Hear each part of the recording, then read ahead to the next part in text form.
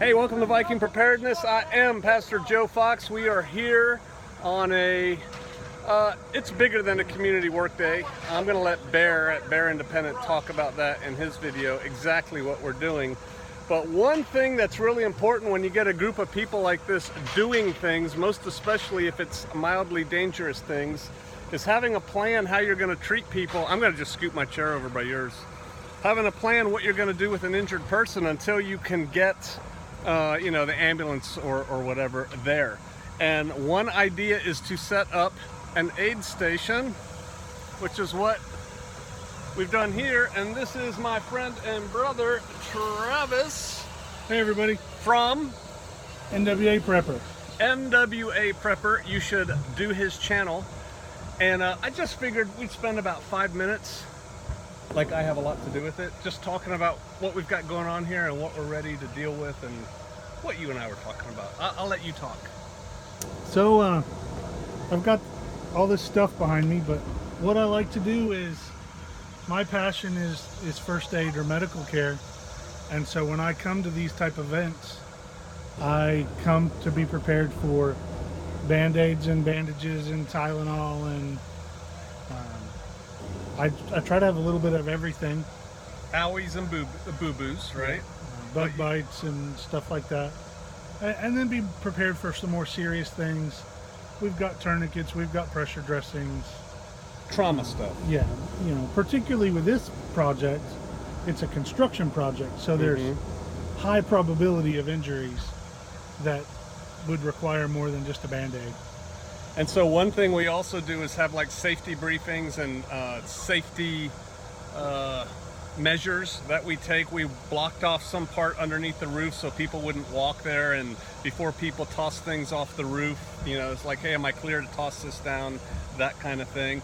You can see here there's a cot behind us in case we needed to use that for somebody. And I think Travis is being a bit modest, but he's got everything here. I have pretty much anything we could need. Right. And the ambulance would show up and be like, oh, hey, thanks, man. They could borrow things from me if I needed it. So think about that. Think about, and you can only operate within your own capabilities, but that you don't have to store gear only within your own capabilities. Travis has a lot more medical capabilities than I do, but I have a lot of medical gear too. Now, I didn't bring it here. But I have medical gear so that if somebody like Travis shows up, it's like, here, I've been saving this for you. Welcome. Even I have things here that are beyond your abilities. Beyond my abilities. So who knows if that wonderful lady over there, if she could suture things or she could do that, I've got a sterile suture kit. I can suture. I can, but not legally. Yes. But I've got like sutures and the stapler. Oh, the staplers are great. Everything except fingers, toes, hose, and nose, right? Yep. Yep. See, I learned. That was a while ago. And steri strips. And have you seen, I guess we're just going to talk about that. My daughter sent me an advertisement for a thing that you basically... Zip tie? Yeah! Okay. Is that any good? So here's from the guy. I've bought one set of them because they're a little pricey. Okay. Like $13 for a 2-inch. Okay. It's great. Is it great? So I took a pork roast and sliced it across, and I dried it off. Good use for a pork roast. Yeah. And I dried it off and put that bad boy on there, and as soon as it set, man, it's just like click, click, like click, click, click, click, click. And it's easy to use? It is stupid easy to use. So if you don't know what I'm talking about, one person can put a link to that thing, but that's the only link on here allowed. You don't think there'll be 10? I'll delete them all and think badly about the people who put up the next 9. All right, so just think about, hopefully we don't ever have to use this, although I saw somebody get a minor hand injury and Travis was right on it and dealt with him. 4 things. Oh, okay. We've done 4, all minor things, right? That a basic first aid kit can do, but I mean, it's...